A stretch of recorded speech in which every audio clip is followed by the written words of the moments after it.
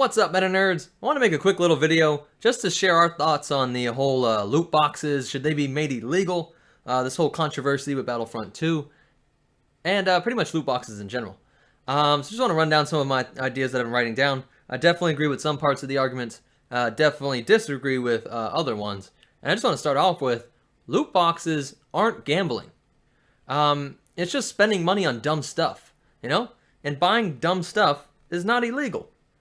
Gambling holds the promise of getting rich, right? And something that has been shown to be addictive in a lot of different people.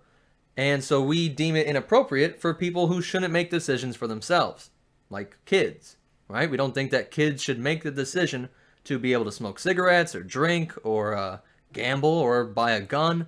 Tons of stuff that we say you are not able to make this decision on your own because it can lead you down a bad path, basically. And that's because of the promise of getting rich off of gambling, right? And so to say that loot boxes are gambling doesn't really make sense to me. I mean, something like a kid can go to a store and buy Pokemon cards, Magic cards, whatever it is, and that's more similar to gambling than loot boxes are, in my opinion. A loot box might be found addictive in a different way, but not the way that gambling is, in the sense that if you just put a little bit more money, maybe you'll get a huge payout soon, something like that.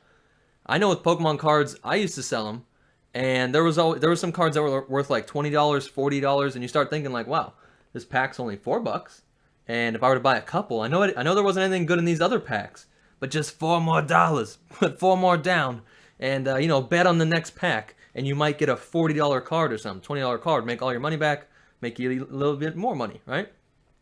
So I've been there, as a kid. I know what it's like, and I just think it's outrageous that those things are aimed at kids. Nobody has a problem with those. But loot boxes in a teen-rated video game, somehow that's an enormous controversy. That you got people wanting to make laws and make all this kinds of new things to stop loot boxes being aimed at kids. It's just not gambling. It's just buying crap. It's just buying stupid crap, right? Just because you really feel like it's a exceptionally dumb way to spend your money doesn't make it gambling. You don't get anything of monetary value, right? So there's not that promise. You can't even trade stuff to a different player. And I want to be really careful there because, just because it sounds like I'm saying that it's not gambling, that doesn't mean I'm defending it. Loot boxes suck. I think it's one of the most, I think it's probably the most terrible thing in gaming right now. And if you want to argue that it paves the way for free DLC and all that kind of stuff, I see where you're going, but why not just have free cosmetic DLCs, right? Overwatch does that. You're not a better player. You get to avoid any criticisms of being pay to win if it's just purely cosmetic. And you can make good money off of doing that, or else companies wouldn't have cosmetic DLC, right? And so, of course, EA was being incredibly greedy and incredibly stupid, really. Why would you do this on such a large stage with something like Star Wars, and then messing around with Disney, who a lot of sources have said that they're the ones who stepped in and said, cut the crap. You're ruining, you're doing shit that's related to the Star Wars name, and we don't want to be associated with this greed. But yeah, if they would have just made it cosmetic, they could have avoided all this crap. And then if that does pay for DLCs, cool. That helps out everybody else. But at least it's not pay to win. And again, even if you look up gambling by the dictionary definition, that's not what people think of when they say gambling, right? You take a risky action every time you start a business, go up and ask somebody on a date. That's not gambling in the sense of it being illegal. You're taking a risk, but it doesn't have that addictive quality that slot machines and other things have been deemed to have and be bad for society, because you have people throwing away tons of money trying to get rich.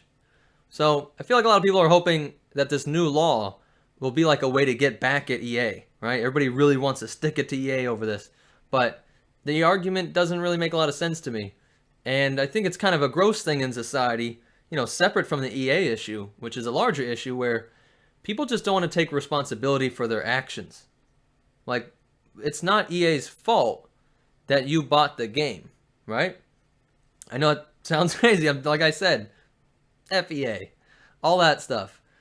But, we're not owed video games. EA doesn't have to make video games. EA could just close up shop and go out of business if they want. All the gaming companies can do that. They don't have to make you a I'm cool... not quite sure how to help you with that. That's pretty damn funny. We just got an Echo Dot thing for Christmas, and she said she has no clue on how to solve this issue in gaming. Anyways, if I can continue, Alexa. My point is, you're not owed a video game. This is a luxury item. This is an entertainment industry, and if they suck, we should just not consume it. We don't have to buy it. Sorry, I'm not sure. That's how the free market's supposed to work, right? So don't put more tax dollars into solving this problem. Solve it the free market way. Stop buying crap. We live in a time where you have, countless sources online that can tell you if a video game is great, the day it comes out, sometimes a little bit before it comes out. And yeah, you got to be worried about the bigger companies. Maybe there's some kickback and all that. But come on, this is your money. You should be protecting your money and how you spend it. Go look into independent, game reviewers.